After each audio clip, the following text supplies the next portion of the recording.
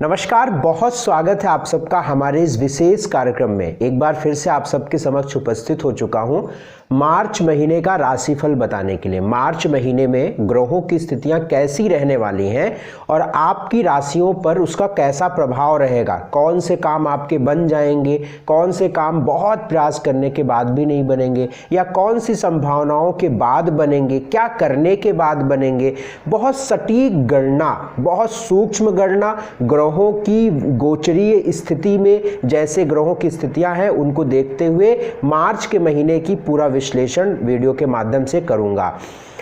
यह जो राशिफल मैं बताता हूं, आप इसे, चूंकि मैं मासिक राशिफल बताता हूं, एक महीने की बात बताता हूं, तो आपको चाहिए कि आप अपने लग्न पर फॉलो करिए। यानी आपकी कुंडली में जो लग्न राशि है उस पर इसको राशिफल बैठाया करिए। यदि आप लग्न राशि और चंद्र राशि इन दोनों को मिलाकर भी फॉलो करते हैं तो मेरा ये व्यक्तिगत अनुभव है कि सोने में सुहागा है। अदरवाइज आप लोग बहुत पूछते हैं कि लग्न राशि की चंद्र राशि, लग्न राशि फॉलो करिए। लेकिन देखो, इसमें एक और बहुत साइंटिफिक चीज है।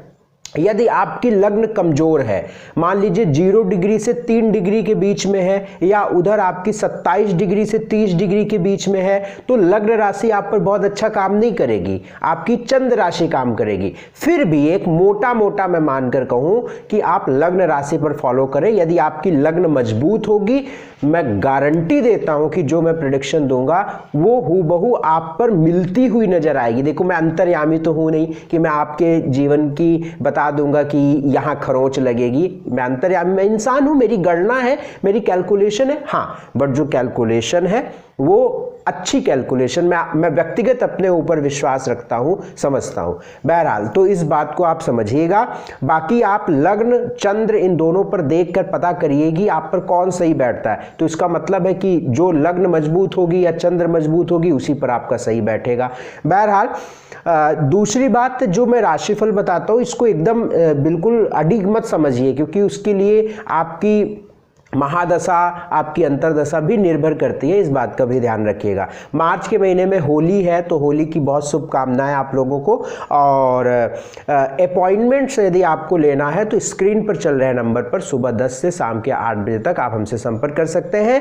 अपॉइंटमेंट आपको मिल जाएगी, लेकिन उसके लिए फीस देनी होती है। लेकिन उसके अलावा बहुत सारी सेवाएं हैं, वो आपके स्क्रीन पर नजर आएगी। एक और आप लोगों की सुविधा के लिए मैंने इस पर यूट्यूब पर कर दिया है कि अब आपको चैप्टर वाइज सारी चीजें दिखेगी। जैसे मैं एक वीडियो में कई राशिफल बता रहा हूं, तो आपको हर राशिफल सुनने की जरूरत ही नहीं। ऊपर एक चैप्टर लिखा रहता है, उसको क्लिक करेंगे तो सारे खुल जाएगा। आपको जो राशि सुननी है उसको टच करिए, वहां से शुरू हो जाएगा। तो ये सब बड़े सिस्टम मैंने उसमें डाल दिए हैं। चलिए, इसको फॉलो करिएगा।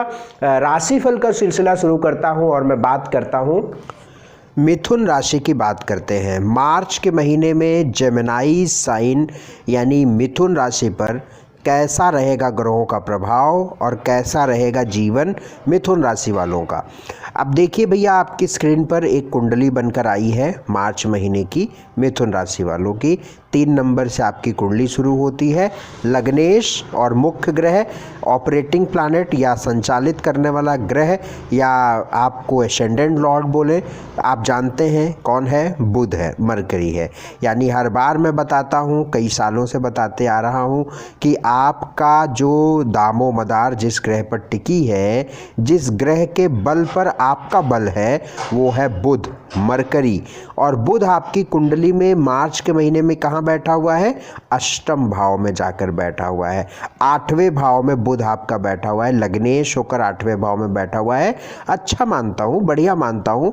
ये गंभीर गूढ़ नॉलेज देता है, बहुत ही डीप नॉलेज की तरफ बढ़ाता है, हायर एजुकेशन की तरफ बढ़ाता है, लंबी सोच करवाता है, भविष्य की सोच में उलझाता है। उलझाना मैं नहीं कहूँगा, भविष्य की सोच अच्छी भी होती है, क्योंकि हम अगर आगे का सोचेंगे नहीं तो हम हम आगे को कुछ कर कैसे पाएंगे, है ना। तो प्लान्ड वे में आपको चलाएगा मार्च के महीने में। लग्नेश बढ़िया है। 12 मार्च के बाद कुछ विशेष कर सकते हैं भैया, 12 मार्च के बाद कुछ अच्छा हो सकता है, कुछ बढ़िया हो सकता है, क्योंकि लग्नेश आपका बुध है जो 12 मार्च के बाद भाग्य स्थान पर प्रवेश करेगा। मार्च के महीने में 3 बड़ी घटना हो जाएगी। पहली घटना 12 मार्च को भी मैंने बताई, बुध जो है मकर से निकलकर कुंभ में जाएंगे जो आप पर बड़ा परिवर्तन डालेगा। 18 मार्च को शुक्र जो है नवम यानी कुंभ से निकलकर मीन में उच्च जाएंगे तो बड़ा परिवर्तन आएगा। और 14 मार्च को सूर्य जाएंगे 10th हाउस में तो बड़ा परिवर्तन आएगा। तो कहने का मतलब कि मिथुन राशि वालों के लिए ज्ञान, स्वास्थ्य, एजुकेशन, भाग्य, नौकरी आदि को लेकर बहुत अच्छा है। मिथुन राशि वालों का जो खराब है वो खराब है धन, यानी कि वेल्थ बहुत खराब है, क्योंकि आप नज़र डालिए जहां 2 नंबर लिखा है मंगल राहु बैठे हुए हैं। मंगल आपके 11वें स्थान के मालिक बनते हैं, कमाने के मालिक बनते हैं, लाभ के मालिक बनते हैं और व्यय भाव में बैठे हैं। ज़बरदस्त खर्च, ज़बरदस्त नुकसान, ज़बरदस्त पैसों का वेस्ट, इस तरह की संभावनाएं मिथुन राशि वालों के लिए मार्च के महीने में बनी है। आप सब हमें इतने सालों से फॉलो करते हैं, आप सब देखते हैं कि जो बातें मैं बताता हूँ वो चीज़ें कैसे होती हैं, तो उसमें आपको घबराना नहीं है, आपको सतर्कता रखना है। अपनी सेविंग्स को बचा कर चलिए। इस महीने आपको बेमतलब के खर्च नहीं करने हैं, क्योंकि यदि आप कुछ खरीदने या कुछ इन्वेस्टमेंट के लिए भी खर्च करेंगे उसमें कोई लाभ आपको नहीं मिलेगा, क्योंकि भैया जब लाभ का मालिक ही खर्च में बैठा है तो वो सिर्फ खर्च ही होगा।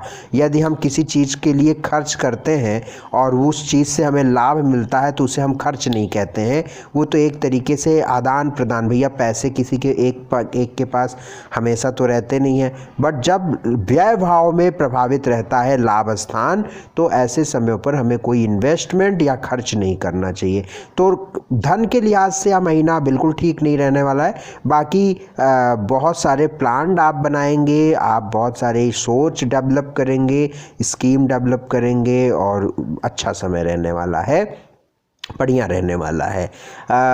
मार्च के महीने में अगर मिथुन राशि वालों के लिए बहुत ही ख़राब तारीखों की बात करूं, अशुभ तारीखों की बात करूं, तो 6, 7, 8, 12, 13, 19, 20, 21, 28, 29 इन तारीखों पर आपके कोई काम नहीं बनेंगे और ये तारीखें बहुत अशुभ हैं आपके लिए।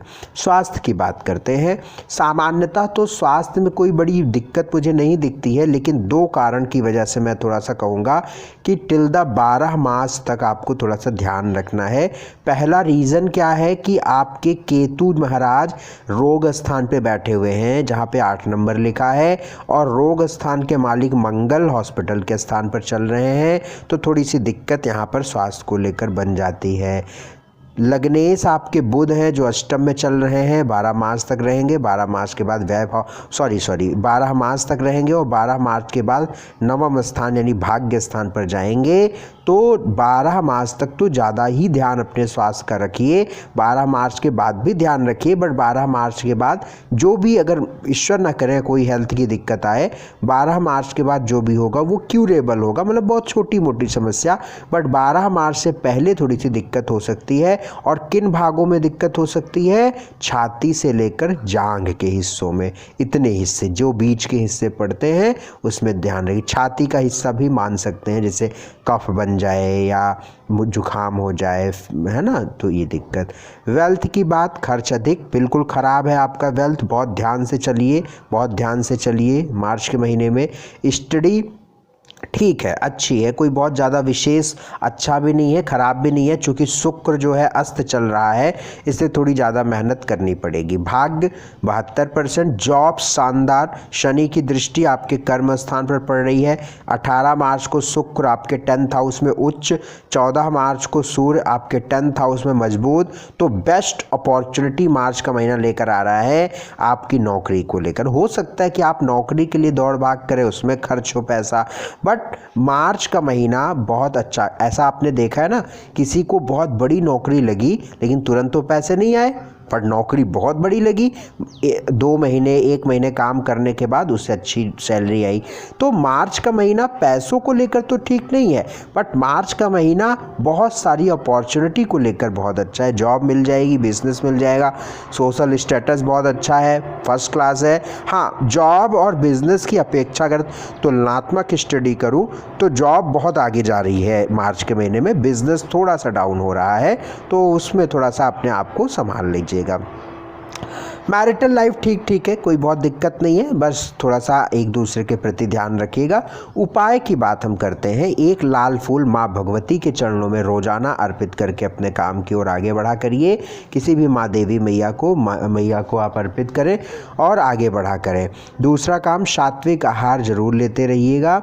और तीसरा काम, हनुमान जी की उपासना इस महीने से करना बहुत ज़रूरी है। तो यदि आप हमसे कुंडली दिखवाना चाहते हैं, आपकी स्क्रीन पर नंबर चल रहा है, इस पर आप व्हाट्सएप करें। सुबह 10 से शाम के 8 बजे तक आप कभी भी हमसे अपॉइंटमेंट फिक्स करा सकते हैं। मैं करूंगा आपकी कुंडली का विश्लेषण और बताऊंगा आपकी जीवन के बारे में। बहुत बहुत शुक्रिया, बहुत बहुत धन्यवाद हमसे जुड़ने के लिए। नमस्कार।